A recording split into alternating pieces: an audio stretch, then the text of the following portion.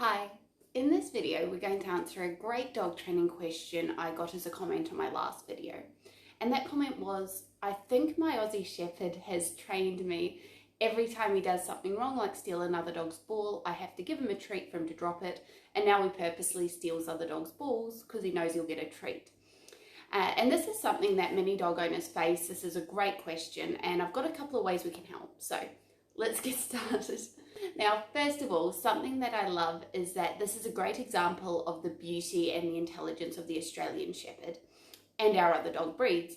All dogs are hardwired to identify common patterns in our behaviour in order to help them make decisions in future and get what they want quicker.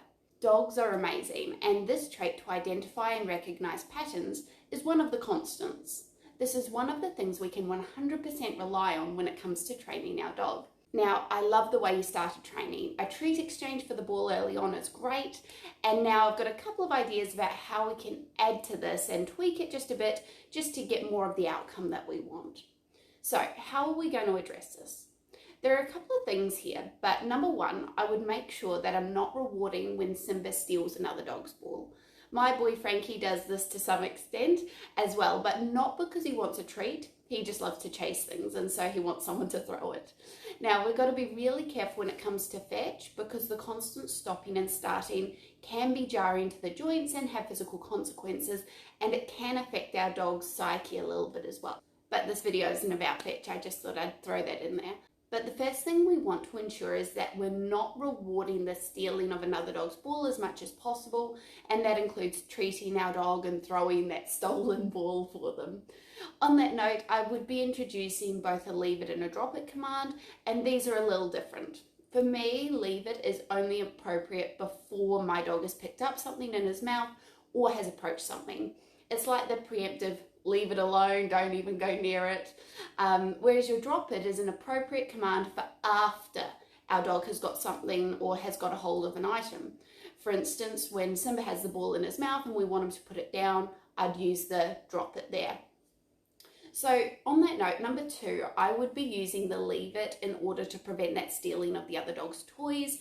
You could do some rewarding when Simba responds to the leave it of the other dog's toys. For instance, we see Simba approaching a toy that another dog has, and we say leave it, and then reward when Simba looks back to us instead, rather than rewarding after Simba has already stolen the toy and then has dropped it for us. So I'd only be rewarding before Simba has actually stolen the toy, so he gets absolutely nothing after he steals it. So we don't want to be encouraging that, and that includes things like throwing the toy as well. And number three, I would be ensuring that Simba has a clear understanding of the drop it part as well, but I would make sure that I'm only rewarding when Simba A hasn't stolen another dog's toy, because we want to make sure we're not rewarding the stealing part, and B, if Simba actually drops the toy or the ball once you've said drop it. So I would kind of steer away from rewarding if he just kind of throws it at us, because I know my border collie does that to me. If he wants me to throw something, he will, like, because he wants me to throw everything,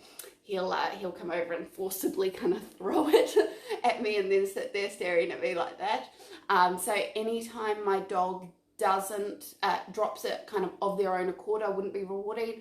I'd be trying to only treat and reward when they've dropped it after I've told them to drop it, so that that way we can just rein that back in a little bit. So I'd only be incorporating those treats if I've actually kind of said drop it for them. So I hope that helped. If you want a couple of videos on like how to actually teach drop it and leave it, then let me know. I'll be happy to see what we can do, make some videos. If you like this video, please like and subscribe. I know it's same old, but it really does help, and it just really will help me make more videos as well for you guys. So please let me know how you go. If you've got any questions about your dog, leave them in the comments, and I'd love to help you out. But apart from that, I'll see you in the next video. Thanks. Bye.